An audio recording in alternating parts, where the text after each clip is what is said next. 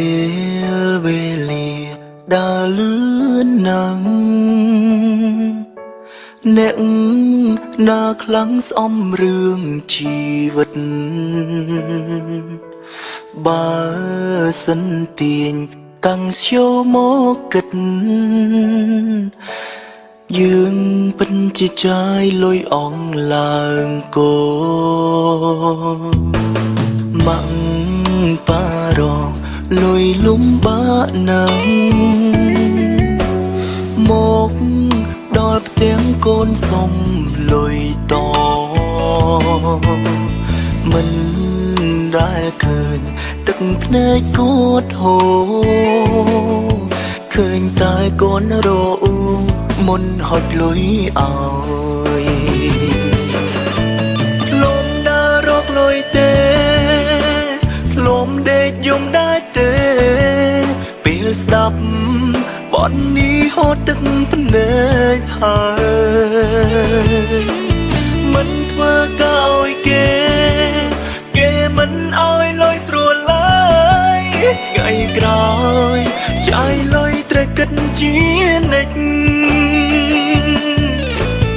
ម៉ាក់ប៉ាជាធនាគារពេលយើងទីរៀងហត់បន្តិចគាត់រអ៊ូជារាប់លេចតែមិនដែលជុំស្រឡាញ់យើងឡើយពេលនេះខ្ញុំយល់ហើយថាធនាគារដែលខ្ញុំតែងតែបើកតាំងពីតូចរៀងរាល់ព្រឹកមុនទៅសាលានោះពិតជាមានតម្លៃខ្លាំងណាស់ឲ្យកូនសុំត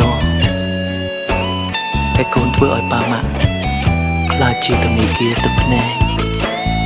កូនពិតជាស្រឡាញ់លោកប៉ាអ្នកម៉ាក់ណាស់ធ្លុំដើររកលុយទេធ្លុំដេកយំដែរទេពេលស្ដាប់បននេះហូតទឹកភ្នែកហើយមិនធ្វើក៏ឲ្យគេមិនឲ្យលុយស្រួលឡើយថ្ងៃក្រោយចាយលុយត្រូវគិតជានិច្ចម៉ាក់ប៉ាជាធនាគារពេលយើងទីរៀងហត់បន្តិចគាត់រអ៊ូជារាប់លេចតែមិនដែលជុំស្រឡាញ់យើងឡើយ